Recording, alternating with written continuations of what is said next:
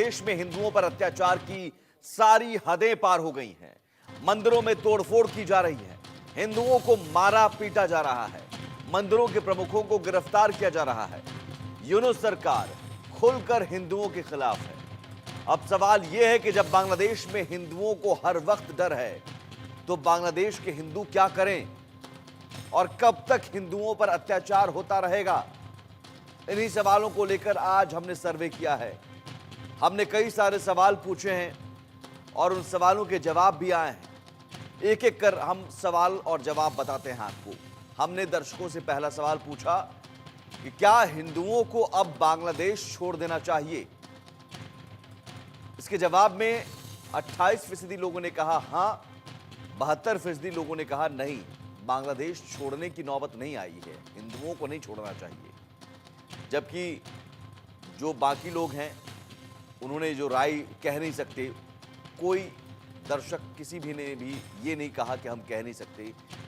28% लोगों ने कहा छोड़ देनी चाहिए, 72% लोगों ने कहा नहीं छोड़नी चाहिए। सवाल एक और, क्या बांग्लादेश में शांति सेना की तैनाती कर देनी चाहिए, यूएन पीस कीपिंग फोर्सेस की तैनाती होनी चाहिए? 90% लोगों ने कहा हां, अब वक्त आ गया है कि शांति सेना वहां पर बहाल की जाए, शांति सेना की तैनाती हो। बांग्लादेश की पुलिस, बांग्लादेश की सरकार, बांग्लादेश की सेना के भरोसे नहीं। 9% लोगों ने कहा नहीं, 1% लोगों ने कहा कह नहीं सकते। हम अपने मेहमानों के पास भी जाएंगे, उनसे भी समझने की कोशिश करेंगे कि आखिर अब आगे क्या, कब तक हम हाथ पर हाथ धरे बैठे रहें, देखते रहें।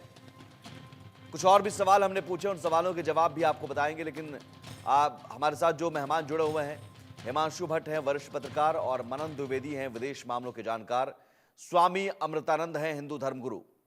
स्वामी जी, सबसे पहले आपसे ही सवाल, और हम दर्शकों से भी सवाल हमने रखा है कि भाई हिंदुओं को क्या बांग्लादेश छोड़ देना चाहिए? अब तो अति हद हो गई है। चिन्मय प्रभु को गिरफ्तार किया जाता है, फिर उनको खाना देने के लिए 2 संत जाते हैं जेल, उन्हें गिरफ्तार कर लिया जाता है, एक और संत को गिरफ्तार कर लिया जाता है, फिर चिन्मय प्रभु के वकील पर ब्रूटली अटैक होता है, जानलेवा हमला होता है, वो जमानत के लिए सुनवाई होनी थी, कोर्ट नहीं जा पाते हैं। तो अब तो ये खुला खेल है, वहां पर हिंदुओं को बचाने के लिए कोई नहीं है। पहले तो आपके सभी दर्शकों को और आपको जय श्री कृष्ण। और बहुत चिंता का विषय ये है कि अब आप देखिए कि जो बांग्लादेश में हो रहा है वो पहले सभी देशों में हो चुका है, ये नहीं है कि नया है।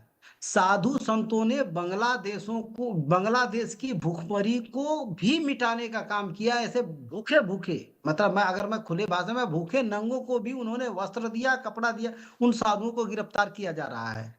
ये अब हिंदुओं को, चाहे वो बांग्लादेश के हों, चाहे भारत के हों, चाहे विश्व के कहीं के भी हों, हिंदुओं को वही काम करना चाहिए जो ये तथाकथित शांति प्रिय लोग करते हैं।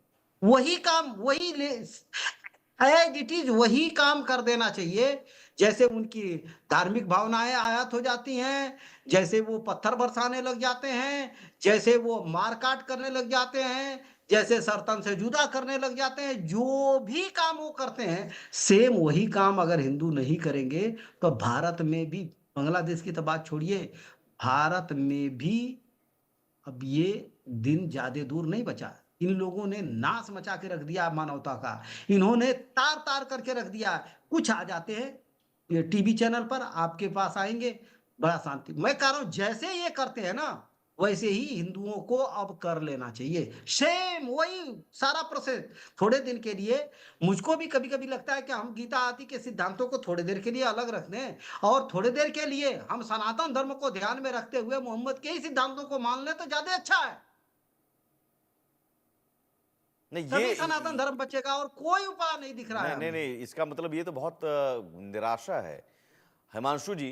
तब तो फिर यहाँ मोदी सरकार है, हम बीजेपी की सत्ता है केंद्र में, राज्यों में, और हिंदुत्व की बात यहाँ पर हो रही है।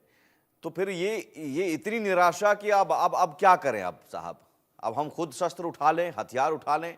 और सवाल जो हमने पूछा, हैरान करने वाली बात है कि कई लोग कहते हैं कि अब बांग्लादेश भी छोड़ देना चाहिए। तो कहाँ कहाँ जाइए, कहाँ कहाँ भागिएगा आप?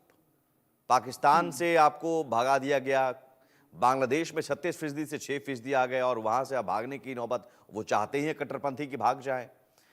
और शांति सेना बहाल करने की बात भी हमने सवाल पूछी, तो शांति सेना से समस्या का समाधान होगा? समाधान तो नहीं होगा और फिलहाल तो नहीं होगा।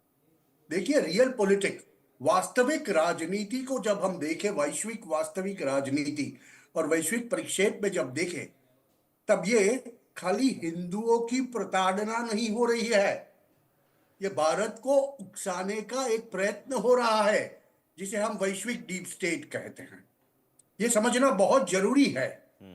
आज ये जो लेफ्टिस्ट लिब्रांडो कबाल है, ये जो जिहादी तत्व है, वो चाहते हैं कि भारत के चारों ओर आग लगे और जो आग के अंदर भारत सुलझे।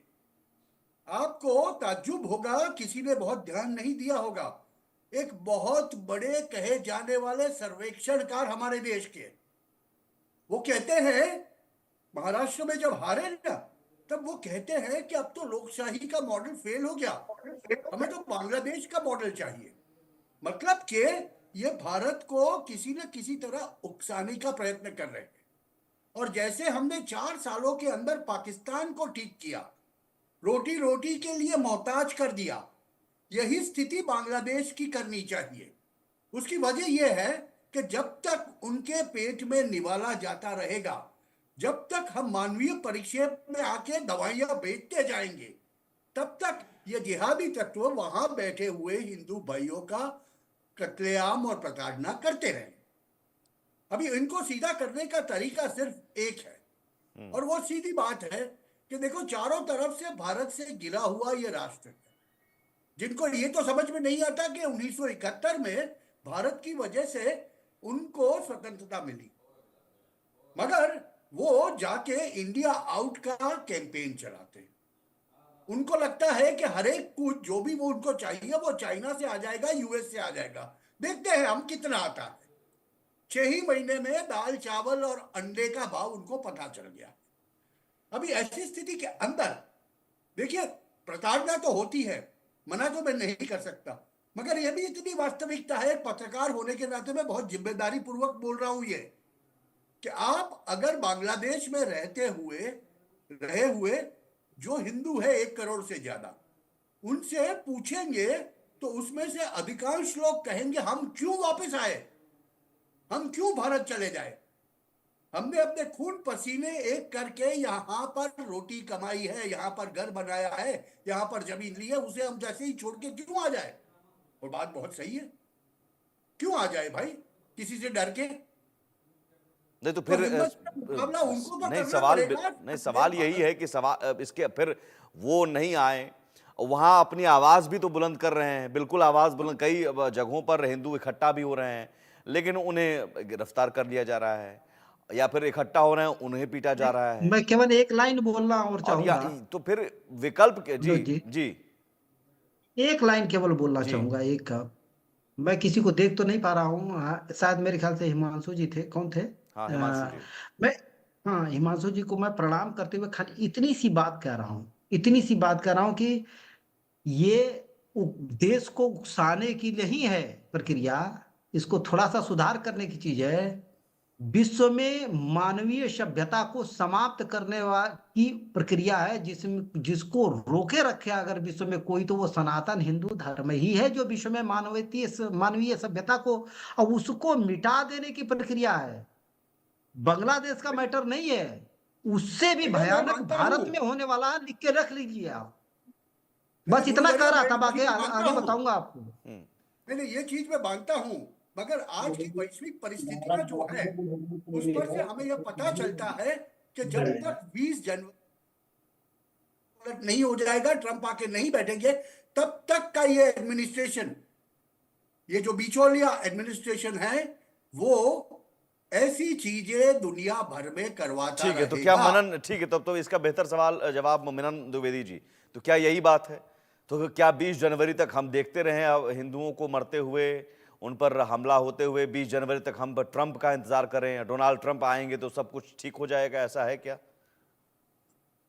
ये ऐसा तो मेरे हिसाब से अमेरिका के पास भी या फिर प्रेसिडेंट डोनाल्ड ट्रंप के पास भी कोई छड़ी नहीं है, कोई ऐसा मैजिक वर्ड नहीं है कि वो 1-2 दिन में या 1 महीने में जो बांग्लादेश में हिंदुओं के अगेंस्ट जो जेनोसाइड हो रहा है, हमको बल्कि शब्द यूज करना चाहिए जेनोसाइड, उसको रोक सकें।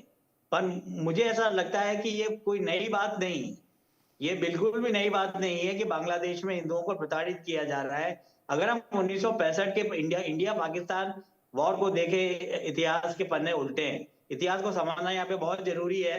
तो वहां पे एक वेस्टेड प्रॉपर्टी एक्ट आया, जिसके चलते ईस्ट पाकिस्तान में, क्योंकि उस समय पाकिस्तान ही था, बांग्लादेश का जन्म 1971 में हुआ, वहां पर जो हिंदू एंटरप्रेन्योर्स थे, जो हिंदू बिजनेसमैन थे या हिंदू नॉर्मल या गरीब मिडिल क्लास फैमिलीज थी, उनके मंदिरों को और उनकी जो प्रॉपर्टीज को, उनके घरों को, उनके कार्यालयों को बिल्कुल बांध दिया गया और उनसे ओनरशिप राइट्स छीन लिए गए। 1971 के वॉर में जब बांग्लादेश का क्रिएशन हुआ, तो वो वॉर तो 1971 में फाइट किया गया, लड़ा गया, पर उसे हम देखें कि 1965 से ही और उससे पहले से ही हिंदुओं की स्थिति वहां अच्छी नहीं थी। और अगर हम देखें कि वहां के संविधान को देखें, ये हमें चीज बिल्कुल नहीं भूलनी चाहिए कि वहां के हम संविधान को देखें तो 1971 में जब बांग्लादेश एक आजाद कंट्री के रूप में सामने आया, तब बांग्लादेश को बंगबंधु ने डिक्लेयर किया था, बंगालियों ने डिक्लेयर किया था कि वो एक सेकुलर राष्ट्र है। पर 1988 में एक और कॉन्स्टिट्यूशन आया जिसमें 8वां अमेंडमेंट हुआ, उसमें ये डिक्लेयर किया गया कि बांग्लादेश एक इस्लामिक राष्ट्र है। और 2010 में हिफाजत इस्लाम का गठन हुआ, जिसके बाद से सारी परेशानियां भारत के लिए और शेख हसीना के लिए और वहां की सो कॉल्ड सेकुलर गवर्नमेंट्स के लिए रही हैं। तो मुझे लगता है कि यूएन पीस कीपिंग फोर्स भी भेजी जा सकती है। मुझे कोई स्पेशल रिगार्ड नहीं है ममता बनर्जी से, पर ममता बनर्जी ने डिमांड की है बंगाल जो है नहीं, तो हमारे यूएन देश का, पीस कीपिंग वो फोर्स impacted से है। आपको तो लग UN रहा है peacekeeping force भेजी कि जा ये सकती है, चीजें रुक या जाएंगी? फिर फोर्स मेजर यूज भी किया जा सकता है, जैसा 71 में किया गया है। ऐसा भी सोशल मीडिया में और कुछ मीडिया में ऐसा डिस्कशन भी सामने आ रहा है। मैं ये कहना चाहूंगा। शांति सेना की तैनाती से इस समस्या का समाधान